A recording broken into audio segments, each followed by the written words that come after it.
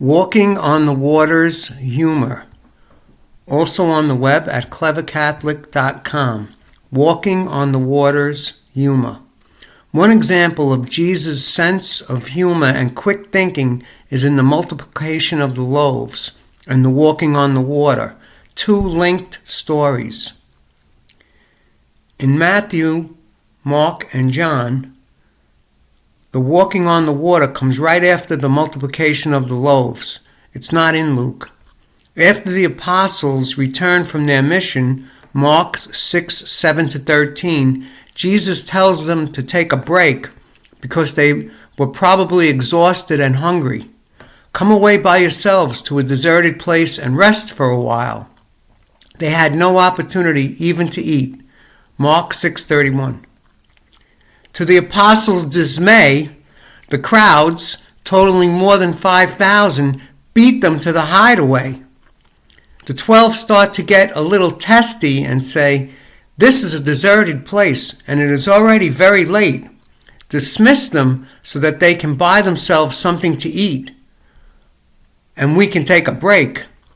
Jesus jokingly says, "There is no need for them to go away. Give them some food yourselves." Matthew 14:16. You can feel Philip's exasperation.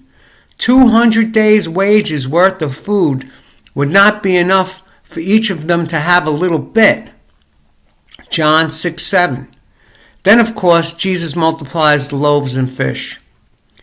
The connected story right after the multiplication is that Jesus stays behind and dismisses the apostles. John gives the reason our Lord stays behind.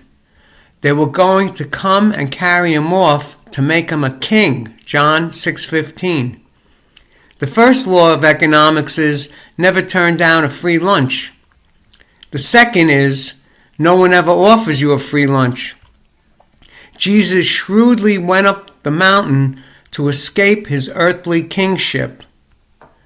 Then in John, the next day, the crowd that remained across the sea saw that there had been only one boat there and that Jesus had not gone along with his disciples in the boat, but only his disciples had left. John 6:22. Like Mark, then he made his disciples get into the boat and proceed him to the other side while he dismissed the crowd. Mark 6:45. Little did the crowd know, Jesus later sneaked off and walked on the water, so the crowd thought he was still stuck with them. Then Jesus saw that the apostles were tossed about while rowing, for the wind was against them.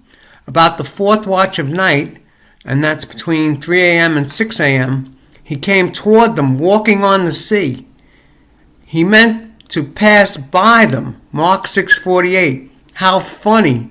Not only did Jesus multiply the loaves and fish, then walked on the water, but now he's going to simply walk past his friends, either because they were indifferent or to be funny or both.